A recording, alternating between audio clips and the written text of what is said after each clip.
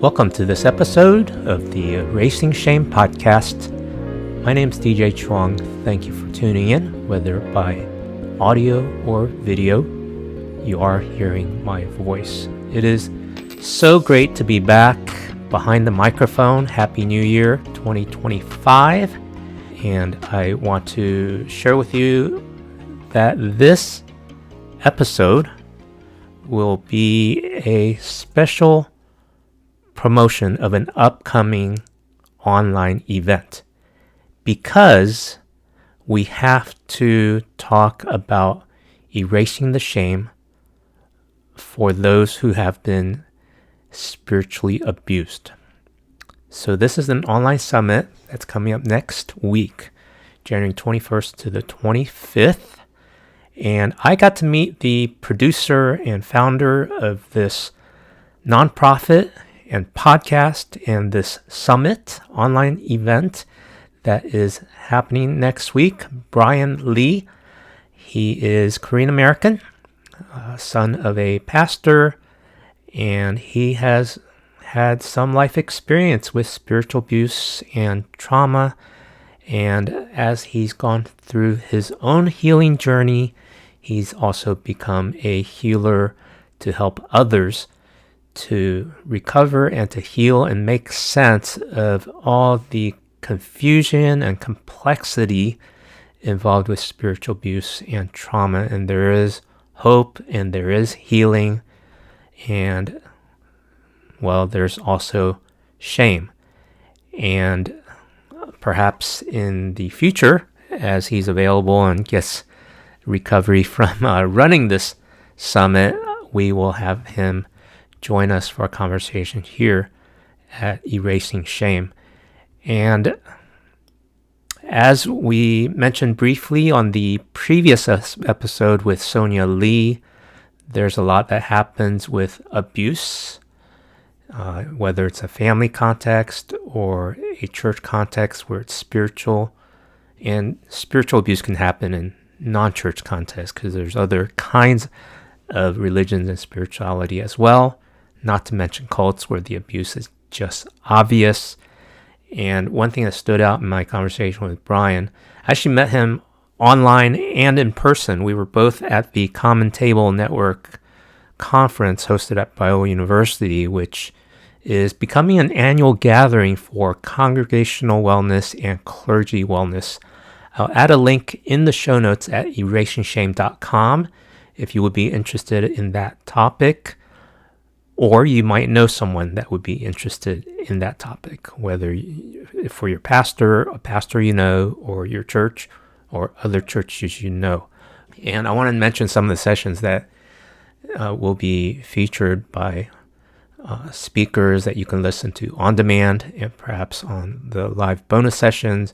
I don't have the entire program in front of me. It's at the website brokentobeloved.org/summit. The link will be in the show notes, brokentobeloved.org/summit. And they've got sessions. The first one jumped right out at me, breaking free from shame. There you go. That's so in line with what we're trying to do. We've been doing for 6 years now here at Erasing Shame. A couple of the topics I'll mention: creating a culture of protection in your church, how is unresolved trauma impacting you, finding family after leaving a high-control church, returning to community after spiritual abuse, and so many more. And now I'm going to segue and introduce Brian Lee. This is directly from his podcast, and he's given me permission to share it with you here.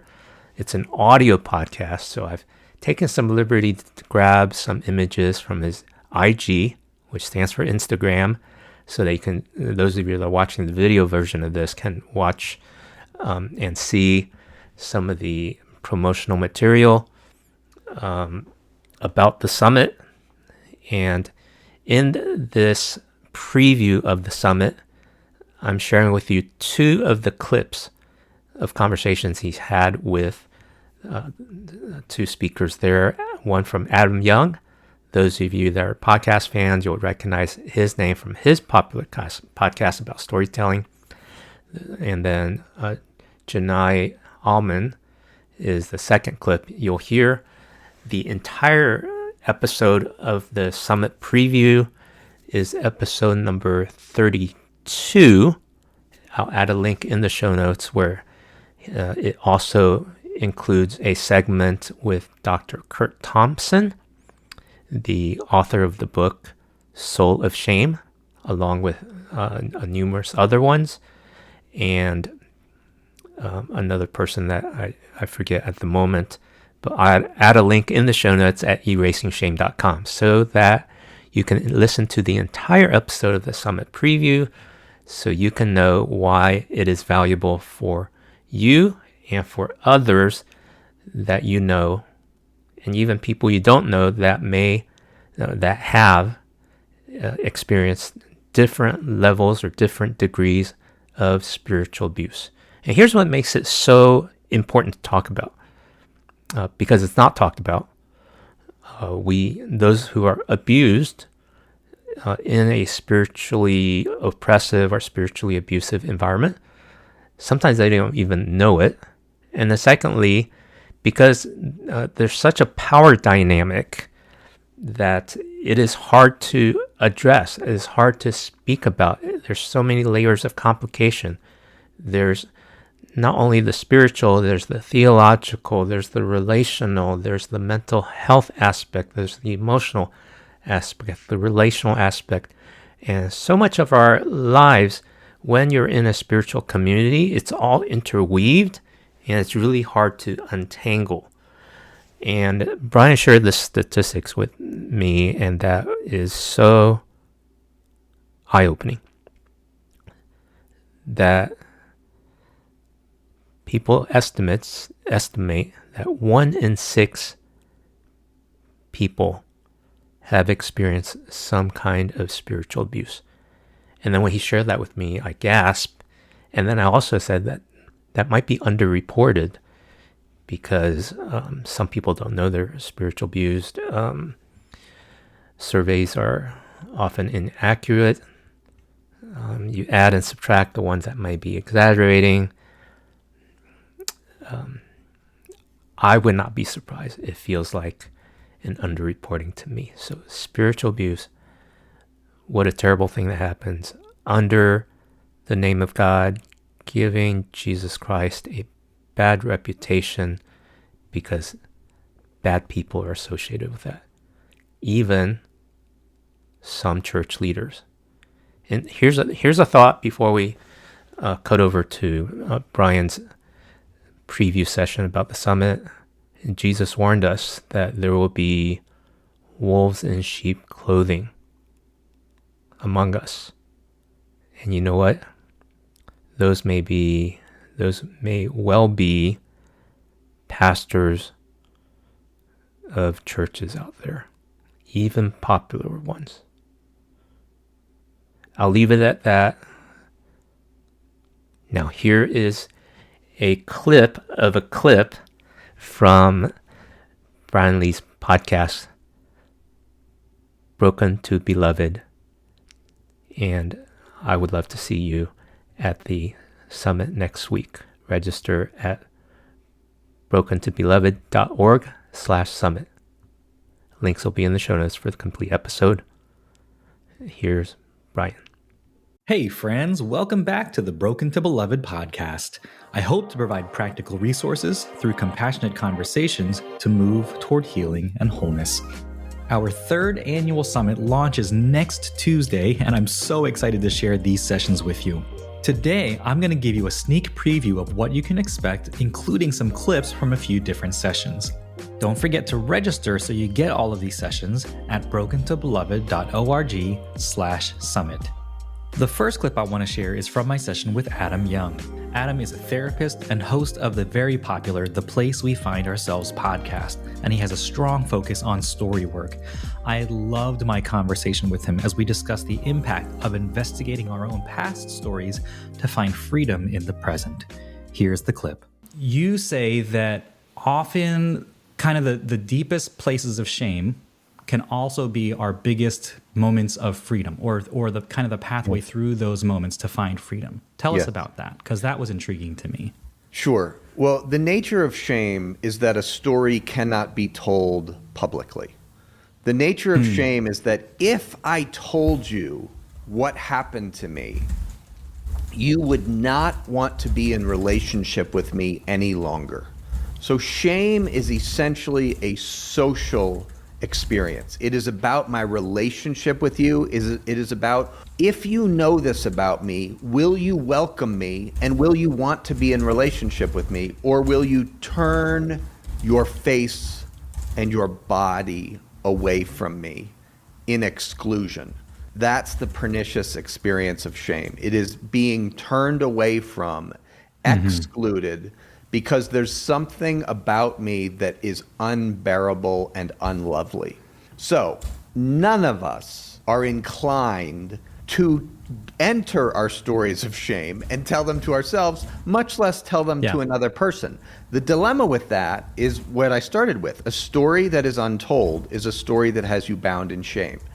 And the way out of shame is by exposing the truth of the story to the light. However, you need to be very judicious with who is worthy of hearing your stories of shame.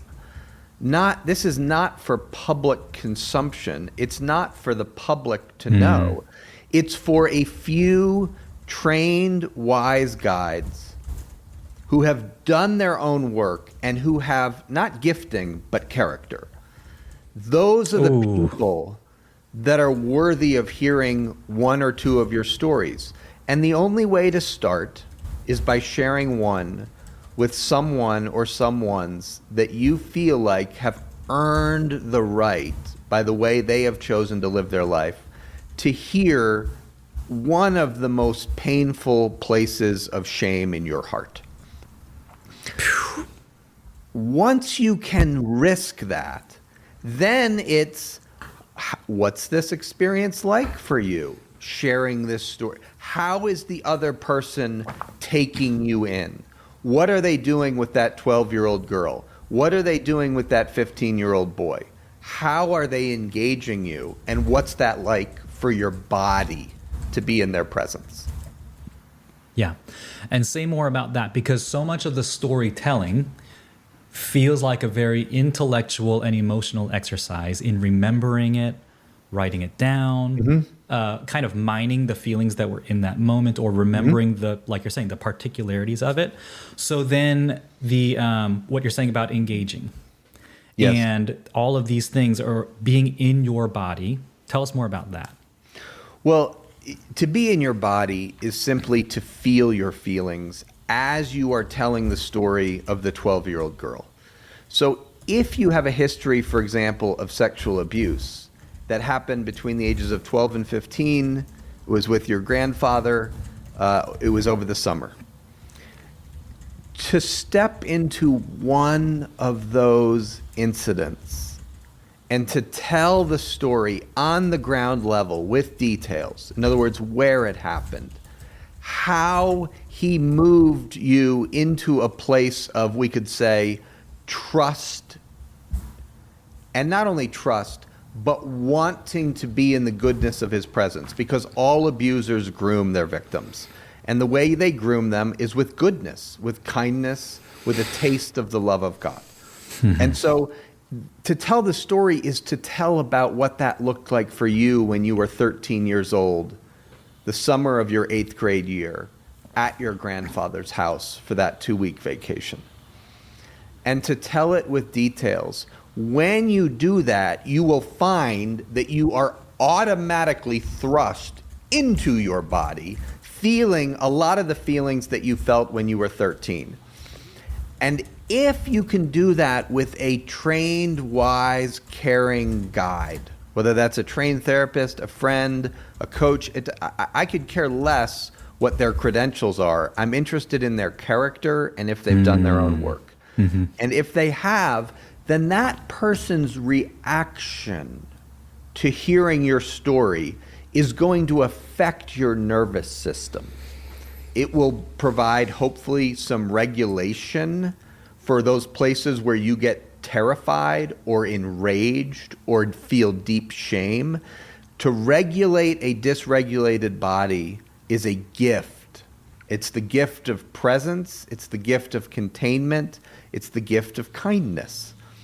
And now it is not merely that I am telling you my story. It is far more that together we are arriving at a more truthful telling of what happened that day. Yeah. Yeah. To regulate a dysregulated body is a gift. Yes. I love that. And it is one of the most important gifts that primary caregivers give to their children, hopefully, if you grew up in a loving, caring home. The best, and by best I mean the most neurobiologically significant gift that a caregiver gives to a child is regulation of their dysregulated body. In other words, when you're a toddler, when you're an infant, when you're 12 years old, your body gets anxious, it gets afraid, it gets sad, it gets listless, it gets shut down. We go through shifts in affect all the time. And we need, as children, adults that can help regulate us when we're dysregulated, because we don't have the necessary brain structures to self-regulate yet. Yeah. And so, correct me if I'm wrong, that's the gift of that attunement, right? Yes. Of coming into the world looking for someone, looking for us, that would lead to a secure attachment. That's it. It's so beautiful. And yet it's so, I don't want to say rare, but it feels rare for people in these communities, right? So what do we do with those stories? And we try to tell them to someone who is worthy, who can attune to us as we tell that story in order to offer that gift of regulation. And then there are two options, right? They receive it well, they offer that attunement and regulation, or they reject it, or they gaslight us, or whatever it is, and then we feel further pushed into our shame. Yes, that's right. What happens then? What happens when your story is not received well? Well, first of all, may it be when you tell your story, you need to have enough honor for the boy or girl in that story that you do not let the process continue going on if you don't, in Dan Siegel's words, feel felt. If you're not attuned to, if the other person is not with you in the story, then you just stop and realize this was a mistake. This person is not able to hear my story. And I have enough honor for the boy or the girl in the story to stop giving them access. And that's okay. That's just, hey, you didn't know. Yeah. Yeah. I think that will be really empowering for a lot of people who hear that, who are used to fawning or used to white knuckling their way through or used to trying harder through things. To say, I am allowed to stop telling my story. I don't owe it to anybody, right? Especially to someone I don't feel safe with. I can't wait for you to hear the rest of that. Next, we'll hear from Janai Alman. This is her third time speaking at our summit, and she's been a favorite speaker and good friend. It's been so fun to watch the history and progression over the last 3 years, and here's a clip from this year's session. And I had a hard relationship with her on the church staff. I will also say the church staff was toxic, so we were trying to work within a toxic relationship. And I remember thinking, you're being hard on me right now, but you're also being really hard on you right now. Yeah. Yep. And so things like the Enneagram give you language. And that's like my whole thing, is giving people language so that they can name the things that are fractured or what's wrong or what's off or what's different. And it gave me language so that I could be empathetic to someone who was being really, really hard on me. It's also giving me language. So whenever I name the insecurity in my pastor, he didn't know who he was. Yeah. And while that doesn't absolve him from all the harm that he did, it makes me see him as human. Yes. And it means that I will not dehumanize him in the ways that he's dehumanized me. Yes. And so in acknowledging his insecurity, in acknowledging that internal family systems would say that there is an inner child that just never healed and that there are parts of you trying to protect, I see that in the people that harmed me the most. There are these inner child, that this fear, and I think so much of it is fear-based, or our lack of identity, or our whole, we have no identity because we've run from a lot, like our fears. You can't really, to do identity work, to do boundary work, you have to have a sense of curiosity, and you can't be curious when you're constantly surviving or in survival mode. When you're in fight or flight, if someone's about to punch you, you don't have time to think about like, why is he punching me? Why is the world the way that it is? You just have to dodge out of the way. You know what I mean? And so I speak specifically to identity, and not that I have a prescription for anyone, but begin to be curious about who you are. What makes you tick? What are your fears? One thing that I learned from the Enneagram in particular, and I'm more fluent in the Enneagram than anything else, but if there's another framework that works for you, please pursue that. I learned that I have a really heavy dose of fear toward being abandoned. And so because I didn't want to be abandoned, I would cross my own boundaries often. I would lose my sense of self so that I would kind of fit into the mold of whatever they needed me to be, just so that I wouldn't be left behind. And so my own identity work meant, what do I need to do to help heal this particular insecurity? In my fear of being abandoned, what ended up happening is I abandoned and betrayed myself over and over and over again. And that fractures your sense of identity more than anything else. But your identity is actually rooted, I always go back to Genesis, your identity is rooted in being very good. You were wanted. Everyone on this world is wanted. So if you struggle with being wanted, I want you to know you are wanted. If not by anyone else in your life, there are people in the world who want you here. And that's kind of the work of spiritual direction, is reminding yourself that in spiritual direction, there's you, the spiritual director, and technically there should be a third chair that's supposed to represent God. God wants you there also. And so what do you like about yourself? Do you even like yourself? Do you even know what it means? If you can't befriend yourself, how can you befriend other people? How can you truly love your neighbor as yourself if you think that you only deserve to be walked all over? And I think for people who are abuse and trauma survivors, abuse and trauma break down the sense of self. You are nothing. You are no one. What's yours is technically someone else's. They exploit you. They use you. They hoard your resources, which is why the substance and mental, or just the SAMHSA, which is the Substance Abuse and Mental Health Services Administration, one of their tenets of trauma-informed care is empowerment. So kind of going back to the idea of, it's not that we are without power. Everyone has power. It's about re-empowering somebody so that they remember that they have voice and choice, because they've been so conditioned to believe what's theirs isn't really theirs anymore.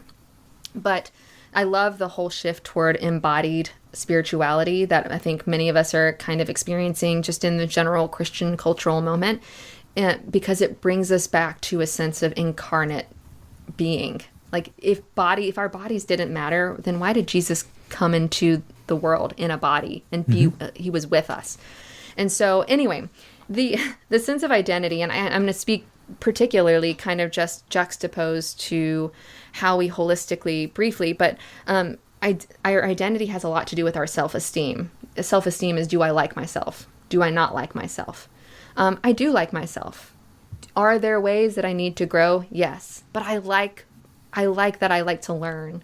I like that I like to be challenged. I like that whenever I encounter discomfort, I've given myself space to heal such that I can actually name, is this discomfort a lack of safety? Meaning, are the people that are around me, is my environment unsafe? Or is this discomfort an invitation to grow?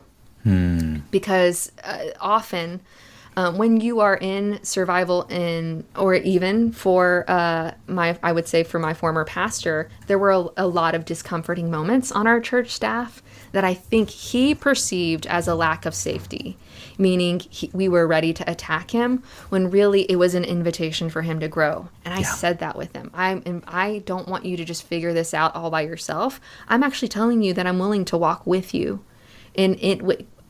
which is bananas because women can't be pastors in my former church. And the fact that I was pastoring him this much was just, I mean, it was just bananas. But like this idea that like discomfort can be good challenge. And I don't perfectly name my safety or my opportunities to grow every time, but I'm getting better.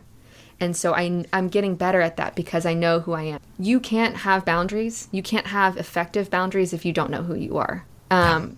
Like if you don't know who you are, if you don't know what is it's so funny. I had someone, there have been language that I've found in other folks that where the language of boundaries has been leveraged to abuse other people. Like this is my boundary. And because this is my boundary, I need you to do this. And that's not boundary work at all. Boundary work is an inside game. So boundary work is acknowledging this is what I'm responsible for. And this is what I'm not responsible for. I do not carry this for someone else. You can't have effective relationships, or you can still have relationships, but you're going to experience fractured relationships when you don't know who you are. Yeah. Or if you, and this may resonate with a lot of folks, if you become somebody different in different spaces to keep the people in power happy. That is not at all something God, there's a scripture that Paul says, I become all things to all people. I don't think that means losing your sense of self. It means like meeting people with where they're at, and you can still bring your authentic self to where people are at. But maybe because of their own story that they lived, you can't discuss politics with this person, or you can't discuss something else with this person. You just you're meeting people with where they're at. You're not becoming something totally different. Obviously, Paul was writing, this different cultural moment. There's things that are lost in translation, but I don't think that he's advocating that you lose entirely who you are, that you lose your sense of calling, or like Paul never lost his sense of calling to meet people with where they're at. So I think that is the work of boundaries, responsibilities. And whenever you meet all of those things, you can belong. Like when you embody who you are, when you're allowed to show up with who you are, when you are free to share, these are my responsibilities, this is my work and my calling, and people acknowledge that even though it's different, only then can you really start building a sense of belonging. I can't wait for you to hear these full sessions, as well as all of our other amazing speakers. When you register, you'll get an email each day with a link to 3 or 4 sessions a day with 36 hours to watch them. You'll hear from author and Bible teacher Kate Boyd, therapist and author Chuck DeGroat, disability advocate Christopher Stewart, attorney Robert Callahan, relationship coach Mary B. Seyfried, emotions coach Becky Castle-Miller, and so many more. We'll cover topics like internal family systems, finding community and family again after leaving high control cultures, navigating abuse in faith spaces, creating cultures of protection, and how unresolved trauma impacts us, our faith, our relationships, and lots more. During the week of the summit, I'll be hosting some live bonus sessions on healthy sexuality after purity culture with authors and therapists Dr. Camden Morganti and Sam Jolman.